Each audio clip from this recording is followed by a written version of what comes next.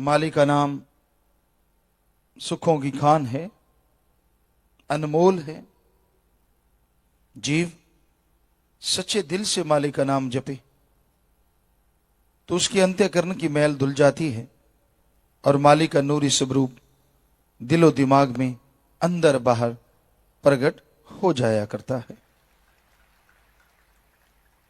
सुमरन में यह शक्ति है कि वो पापी से पापी इंसान को भक्त बना सकता है।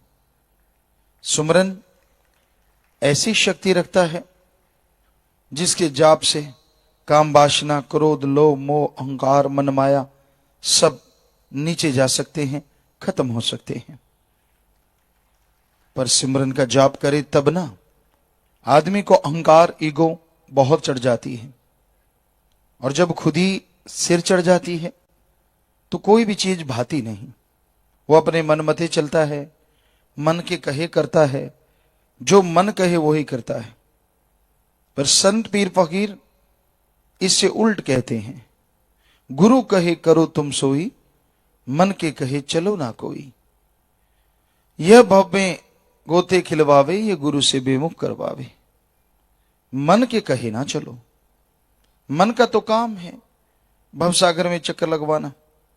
ये गुमराह करता है, मालिक से दूर करता है और गपशप में, चुगली, निंदा में, बुराई में, दुनियादारी में खुश रहता है। यहां अल्लाह वाहिगुरु मालिक का नाम हो, वहां इसको बैठना मुश्किल लगता है। भक्ति इबादत करनी मुश्किल है और काम धंधे में मन लगा रहता है। तो इसकी रमज को पहचानो। बेप्रवाह जी ने फरमाया इसका काम है जीवों को गुमराह करना, गलत तरफ लेके जाता है, बुरे ख्याल देता है। सो मन से लड़ने का एकमात्र उपाय सुमरन है। कभी भी सुन लो, किसी भी युग की बात कर लो, मन तब तक काबू नहीं होता जब हरि रस को पिया नहीं जाता। हरि रस अमृत, आबो हयात सबके अंदर है। जब तक आप उसका पान नहीं करते, जब तक आप हरि रस, अमृत, आबो हयात को अंदर से प्रकट नहीं कर लेते, तब तक आप मालिक की कृपा से दूर ही रहेंगे। क्योंकि आपका मन आप पे हावी रहेगा और मन को आपको जैसे बोला किसी भी तरीके से और तरीके से काबू नहीं किया जा सकता। मन तो सिर्फ और सिर्फ सुमरन से ही काबू आता है। आप ज्ञान सीख गए, बातें करनी आ गई, रूहानियत में टाइम हो गया, इससे कोई लेना देना नहीं मन का।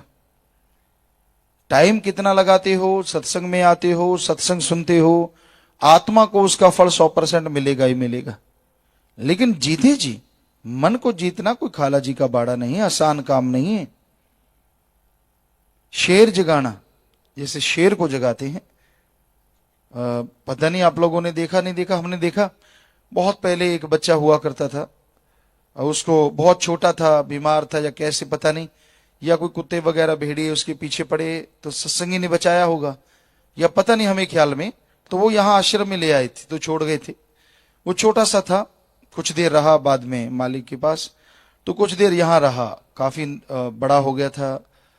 तो उसको अगर सोए हुए को उठा देते थे तो वो सीधा छलांग मारता था, जैसे गला पकड़ लूंगा। कई बार हमने कहा सेवादार को, आपने सुना है बेप्रवाह जी के वचन, प्रेम कमाना शेर जगाना, तो आप शेर को जगा के देखो, वो सोए हुए को कोई छेड़ता ही नहीं था। छेड़ते सीधा सोया सोया ही छलांग मारता था, गला पकड़ने को आता था। तो वैसे ही मन जालिम है, ये सुमरन के बिना काबू नहीं आता। बल्कि जितना ज्यादा ज्ञान गोष्ठ में फंसता है थोथा ज्ञान, जब अंदर सुमन तो करना नहीं, ऊपर की बातचीत बहुत ज्यादा, तो थोथे ज्ञान से ये काबू आने वाला नहीं है किसी भी तरीके से। इसका तो काम ही लोगों का बेड़ा गर्क करना है। इससे लड़ने का तो एकमात्र उपाय सेवा करो, सुमरन करो और दृढ़ यकीन रखो। बस 3 बातें अगर आपके पास हैं, मन बिल्कुल ना रुके लेकिन काबू में रहता है। बिल्कुल रुकना तो हरि रस के अलावा संभव ही नहीं है। जब तक अंतःकरण की सफाई नहीं होती, वो हरि रस, वो अमृत, वो आबो हयात जो अंदर बरस रहा है उसको आप चख नहीं पाते, तब तक ये काबू 100% नहीं आता। हाँ, दृढ़ यकीन है, वचनों पे रहते हैं, सेवा और सुमन थोड़ा थोड़ा करते रहते हैं, तो ये काबू में रहता है। काबू में रखना ही बहुत बड़ी बात है।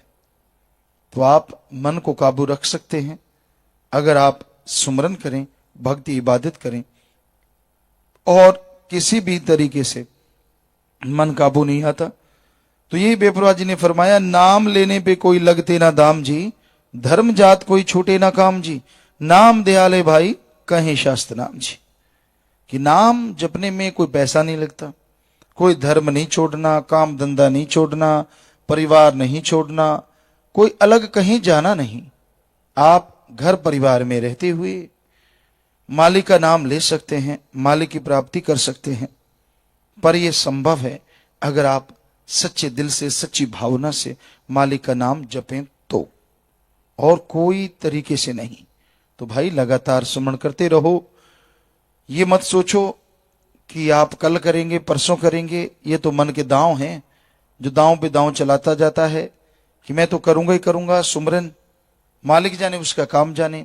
आधा घंटा कम से कम सुबह शाम, ऐसे आधा घंटा शाम को, आधा घंटा सुबह मालिक की याद में लगाया करो। फिर इस घोर कलयुग में खुशियां हासिल हो सकती हैं। ऐसे ऐसे सेवादार देखिए बड़ा खुशी से आया करते, आना, सेवा करना। हमने कभी अल्फ से बे नहीं कहा, अपने आप ही मन के हत्थे चढ़े, अपने आप ही दूर हो गए। चलो, सुबह का बुला शाम को घर आता है, मालिक उन्हें भी माला माल करता है, कोई कमी नहीं छोड़ता।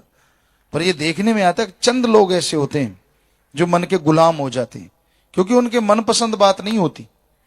और संत फकीर जैसे जैसे युग बदलता है वैसे वैसे अपनी वाणी, अपना तौर तरीका बदलते चले जाते हैं। वो एक जैसा तौर तरीका नहीं रखते, समय के अनुसार उनका हर चीज बदलती है। और वो किसी से राय नहीं लेते कि मैं बदलूं कि ना बदलूं। जैसा उनका मौला सतगुरु अल्लाह वाहिगुरु कहता है, वो वैसा ही समय के अनुसार वो चीज में परिवर्तन करते चले जाते हैं। कईयों को ये पसंद नहीं आता, तब तो ऐसा नहीं था, अब ऐसा है, पहले ये था, अब वो नहीं। तो भाई पहले तो बात कुछ और थी, सतगुरु के वचन दिन दुगनी रात चौगनी, आज बात कुछ और है। तो ये तो इंसान की आंखों पे पर्दा है मन का, या उसके झूठे अज्ञान का। वो अज्ञानी होता है, उसको लगता है कि मैं बड़ा ज्ञानवान हूं, वो सब झूठ। तो आंखों पे पर्दा पड़ जाता है, उसे लगता है कि ये सही नहीं है, मेरे हिसाब से चलो तो सही है। तो नहीं भाई, संत पीर फकीर अल्लाह वाहिगुरु मालिक के हिसाब अनुसार जैसा हुक्म, ज्यो ज्यो हुक्म तिवे तिवे कार, वो मालिक जैसे जैसे हुक्म करता चला जाता है वैसे वैसे कर्म संत पीर फकीर करते रहते हैं, और उसी से लोगों का भला होता रहता है।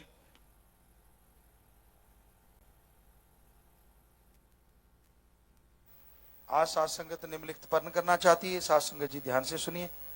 व्यवहार के सच्चे बनेंगे तो ये हाथ खड़ा करके अगर आप जो चाहते हैं पर्ण करना तो आप पर्ण कर सकते हैं जी। जोर से नारा लगाएं, हाथ नीचे कर लें। मालिक कई गुना बढ़ के झोलियां भरे, खुशियां दे, और रहमो करम से लवरेज करें, नई खुशियां आपके घरों में प्रवेश करें। सो आशीर्वाद, हाथ नीचे कर लें। धन धन सतगुरु तेरा ही आशा। सभी साध संगत जी से निवेदन है कि मेरा चैनल जरूर सब्सक्राइब करें जी। धन धन सतगुरु तेरा ही आसरा।